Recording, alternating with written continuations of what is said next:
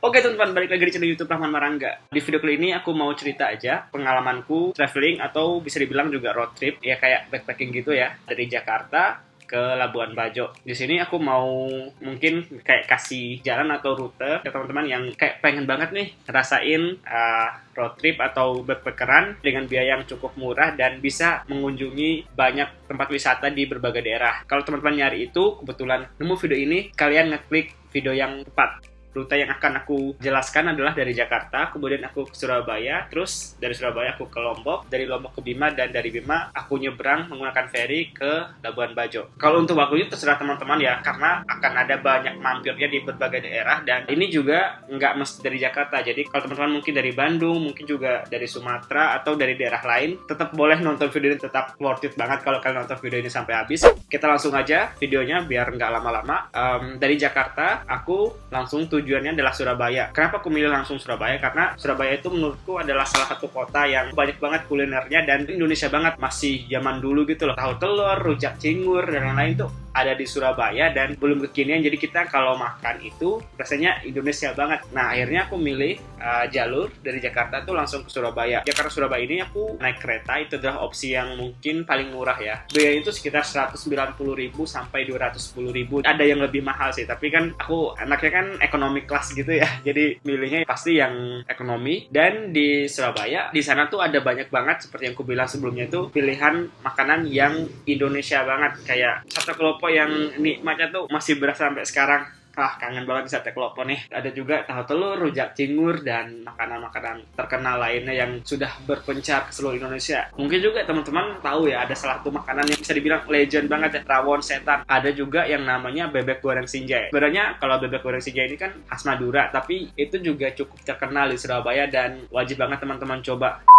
Dari Surabaya untuk bisa naik kapal Legundi itu kita harus ke Pelabuhan Tanjung Perak. Kita bisa menggunakan Damri atau bus gitu. Bayarnya cuma 6.000 doang kalau nggak salah ya. Kalau udah sampai Tanjung Perak, teman-teman cari aja, kayak ada banyak banget loket yang jual tiket Legundi. Tapi sebelum ke Tanjung Perak, pastikan untuk ngecek dulu nih jadwal penyeberangan, karena Legundi itu nyebrangnya nggak setiap hari. Mungkin sekarang juga udah ada update harga tiket. Jadi aku tulis aja di sini. Ini adalah standar harganya. Jadi kalau mungkin lebih mahal dari ini, bisa dibilang kalian kena scam. Pastikan harganya nggak jauh di range-nya dari sini. Sebenarnya aku sudah buat vlog khusus nih penyeberangan dari Lombok ke Legundi. Kalian bisa ngecek videonya di channel YouTube aku atau bisa langsung klik di atas sini.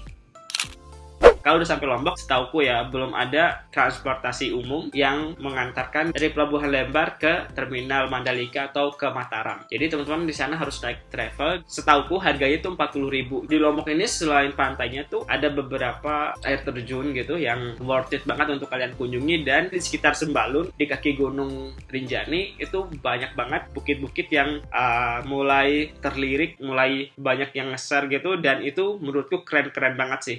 Tujuan awalku nih traveling setelah pandemi itu ke Lombok, pengen main-main ke bukit yang ada di Sembalun. Untuk transportasi di Lombok mungkin teman-teman bisa nyewa motor atau bisa menggunakan transportasi publik gitu. Dari Lombok lanjutnya ke Bima, naik bis gitu ya. Kalau nggak salah harganya antara 200 sampai 220.000. Dan sebagai tips saja, pastikan kalian membeli tiketnya itu di dalam terminal. Jangan pernah beli tiket bisnya di luar terminal dan jangan percaya omongan penjual tiket yang mengatakan kalau tiket salah satu bis itu sudah habis gitu. Pastikan kalian ngecek sendiri, pastikan kalian masuk sendiri ke dalam terminalnya, dan kalau bisa beli tiketnya itu di loker resmi. Bisnya bisa berangkat pagi dan bisa berangkat sore. Kalau mau nyampe di Bima sore, berarti bisnya dari Lombok adalah pilih yang pagi. Kalau mau nyampe subuh atau pagi gitu, kita pilih bus yang berangkat dari Lombok itu malam atau sore. Nah, kalau teman-teman mau ke Labuan Bajo itu kita harus ke Sape dulu. Jadi teman-teman harus melanjutkan menggunakan bis yang lain, atau mungkin kalau kalian mau bermalam di Bima, kalian bisa ngelihat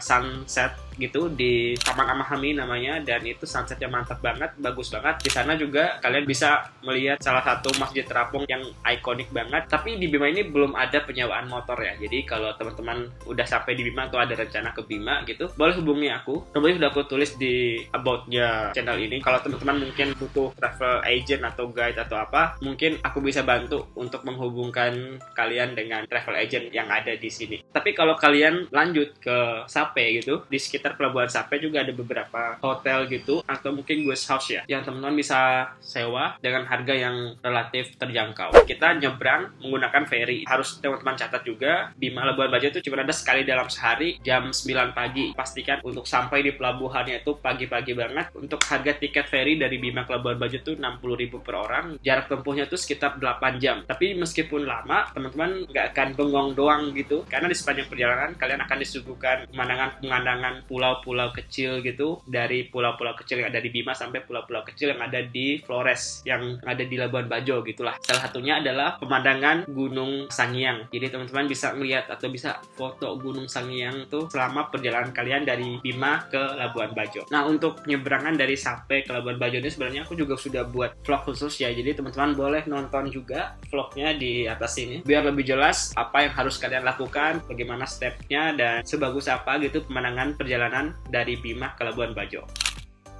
Nah, di Labuan Bajo tuh nyampenya pastinya udah sore ya, udah sekitar jam 5, jam setengah 6. Aku sarankan buat teman-teman langsung aja ke Bukit Cinta buat ngelihat sunset di sana. Jadi biar kayak pemanasan gitu ya. Agak malam, teman-teman kalau lapar nih, di Labuan Bajo tuh ada yang namanya Kampung Ujung. Sepertinya mereka buka sekitar jam 5 sore sampai malam banget gitu. Tapi lebih banyak makanan laut sih. Kalau mau makan ikan segar atau pesta seafood gitu, boleh nih makan di Kampung Ujung. Lebih serunya lagi, kita makan itu di pinggir pantai.